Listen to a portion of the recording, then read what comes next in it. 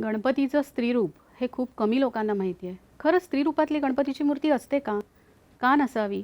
प्रत्येक पुरुषामधली, प्रत्येक व्यक्तीमधली संहारक, विहारक आणि निर्मितीची शक्ती म्हणजे त्या व्यक्तीची किंवा त्या स्त्रीची किंवा पुरुषाची ही स्त्रीरूपातली शक्ती असते. ती स्त्रीरूपातली शक्ती आज आपण पाहूया. गणेशायनी, गणेशी, व्याघ्रपदा आणि विघ्नेश्वरी ह्या वेगवेगळ्या नावांनी आपण तिचं आज पूजन करूया आणि ह्याबद्दलची माहिती ऐकूया. प्रत्येक महिन्याची चौथी तिथी ही आपण विनायकी तिथी किंवा विनायकी चतुर्थी म्हणून साजरी करतो. विनायकी म्हणजे गणपतीचे स्त्रीरूप. गणपतीचं स्त्रीरूप कसं तर प्रत्येक पुरुषामध्ये जी स्त्रीरूपी शक्ती आहे, जसं शिवाची शिवायनी, ब्रह्माची ब्राह्मी, विष्णूची वैष्णवी म्हणू शकू किंवा आपण तिला योगमाया म्हणू शकू, तसंच गणपतीचं विनायकी हे स्त्रीरूप आपल्याला पाहायला मिळतं. महाराष्ट्रातील पुणे या ठिकाणी भुलेश्वर मंदिरामध्ये, जे पुणे महामार्गापासून 10 किलोमीटर अंतरावर आहे, त्या भुलेश्वर मंदिरामध्ये गणपतीचं स्त्रीरूप आपल्याला कोरलेल्या अवस्थेत मिळतं. हे मंदिर राजा कृष्णराव देव याने 12व्या शतकामध्ये उभारलेलं आहे. या ठिकाणी गणपतीची बसलेल्या स्थितीतील कोरलेली विनायकी मूर्तीचं आपल्याला दर्शन होतं. ही मूर्ती मध्ये शिवाची मूर्ती, त्याच्या उजव्या बाजूला कार्तिकेयाची मूर्ती आणि त्याच्या डाव्या बाजूला गणपतीची स्त्री रूपातली मूर्ती आपल्याला दिसून येते. तामिळनाडू येथील मदुराई या ठिकाणी गणेशाचं स्त्रीरूप आपल्याला बघायला मिळतं. गणपती किंवा गणेशाची विनायकी शक्ती ही वेगवेगळ्या नावांनी आपल्याकडे उल्लेखलेली आहे, जसं विनायकी, गणेशायनी, गणेशी. तसंच तामिळनाडूमधली जी गणपतीचं स्त्रीरूप आहे ते व्याघ्रपदा म्हणजे जिचे वाघाचे पाय आहेत अशी स्त्रीरूपाची शक्ती तिथे आहे आणि ही सुद्धा कोरलेल्या अवस्थेत आहे. भारताच्या केरळ या राज्यातील छोटासा गाव म्हणजे चेरीनाड हे त्या गावाचं नाव आहे. या चेरीनाड गावामधील बालसुब्रह्मण्य मंदिरामध्ये विनायकीची मूर्ती आपल्याला दिसते. ही विनायकीची मूर्ती लाकडामध्ये कोरलेली आहे. पूर्णपणे गणपतीचं रूप आणि शरीर मात्र स्त्रीचं ह्या स्वरूपात ही मूर्ती आपल्याला दिसते. ही मूर्तीसुद्धा चतुर्भुज आहे आणि मांडी घालून पद्मासनात बसलेली आहे. बालसुब्रह्मण्यम या मंदिरामधील बेरिकापूर ह्या भागामध्ये ही मूर्ती आपल्याला दिसून येते. गणपतीचं स्त्रीरूप किंवा विनायकी ही आपल्याकडे कशी प्रचलित झाली तर याची एक सुंदर आख्यायिका आपल्या पुराणांमध्ये लिहिलेली आहे. या आख्यायिकेनुसार शिव आणि पार्वती ज्या वेळेला कैलासावर वास करत होते त्यावेळेला तिथे अंधक नावाचा जो राक्षस होता, जो शिवाच्याच वराने त्याला वर प्राप्त झाला होता आणि तो शिवाच्या वराने उन्मत्त होऊन पार्वती हीच आपली पत्नी व्हावी यासाठी त्याने कैलासावर आक्रमण केले. आणि ज्या वेळेला शिव आणि अंधक ह्या दोघांच्यामध्ये युद्ध चालू झाले त्यावेळेला शिवाच्या त्रिशूळाने अंधकावर वार झाले आणि त्याचे जे रक्त सांडलं खाली किंवा जे थेंब खाली सांडले त्या थेंबातून पुन्हा दुसरे राक्षस उत्पन्न व्हायला लागले आणि ती राक्षसी शक्ती पुन्हा कैलासावर आक्रमित झाली. हे सगळं थांबवण्यासाठी पार्वतीने आपल्या सर्व स्त्री शक्तींना म्हणजे जसं शिवाची शिवायनी हिला आवाहन केलं, ब्रह्माची ब्रह्मी हिला आवाहन केलं, विष्णूची वैष्णवी किंवा योगमया हिला आवाहन केलं, कालीच्या दाही शक्ती यांना आवाहन केलं, महालक्ष्मीची योगेश्वरी यांना आवाहन केलं आणि या सर्व स्त्रीरूप शक्तींनी मिळून अंधकाचा वध तर केला, पण त्या अंधकाच्या प्रत्येक थेंबामधून जे नवीन राक्षस उत्पन्न होते ते त्यांना कसं मारणार.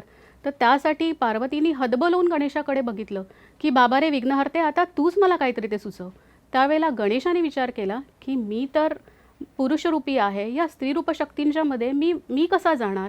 ह्या विचारातून गणेशाने त्याच्या आत्मबळाने आपली स्वतःची शक्ती म्हणजे गणेशायनी किंवा विनायकी निर्मित केली आणि त्या विनायकीच्या स्वरूपाने त्या अंधक राक्षसाचा वध केला.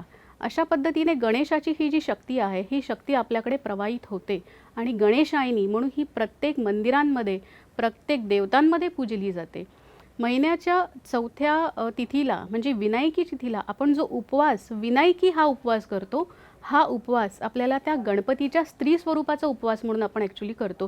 हे खूप कमी लोकांना माहिती आहे. कलकत्ता येथील इंडियन म्युझियममध्ये मूळची साटाणा या ठिकाणी सापडलेली वृषभादेवीची म्हणजे दुर्गा देवीच्या ऋषभ स्वरूपाची मूर्ती पाषाणातली आहे. या पाषाण मूर्तीच्या पायाशी बसलेली गणपतीची चतुर्भुज अशी स्त्री स्वरूपातली मूर्ती आपल्याला पाहायला मिळते. हिचे 4 बाहू आहेत. पद्मासनात बसलेली चतुर्भुज अशी गणेशायनी आपल्याला या ठिकाणी दिसून येते. 16व्या शतकातील तांब्यामध्ये घडवलेली गणेशाची स्त्रीरूप स्वरूपातील मूर्ती आपल्याला सध्या कर्नाटक येथील म्युझियममध्ये दिसून येते. ही मूर्ती नर्तक रूपामध्ये उभ्या स्वरूपात आहे, ती द्विजबाहू आहे आणि तिच्या एका हातामध्ये परशू दिसून येतो. तर ही कर्नाटकातील एका म्युझियममध्ये आपल्याला आढळून येते.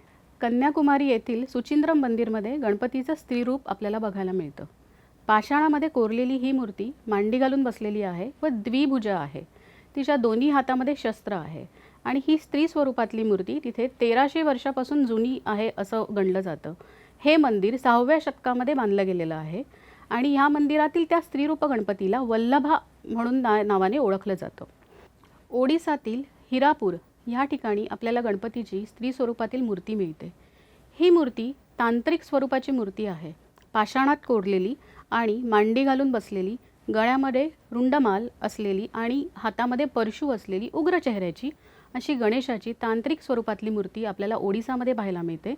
आणि हीच गणेशाची स्त्री स्वरूपातली मूर्ती श्रीलंकेतील 64 योगिनी मंदिर जे आहे त्या 64 योगिनी मंदिरामध्ये उभ्या स्वरूपात द्विजभाऊ असलेली मूर्ती आपल्याला पाहायला मिळते. तांत्रिक स्वरूपातला गणपती किंवा स्त्री स्वरूपातला गणपती हा तांत्रिक कसा, तर त्यामध्ये एक अशी कथा आहे की 64 योगिनी मंदिरामधील ज्या मूर्त्या आहेत ह्या सप्तमातृकांपैकी मूर्त्या आहेत.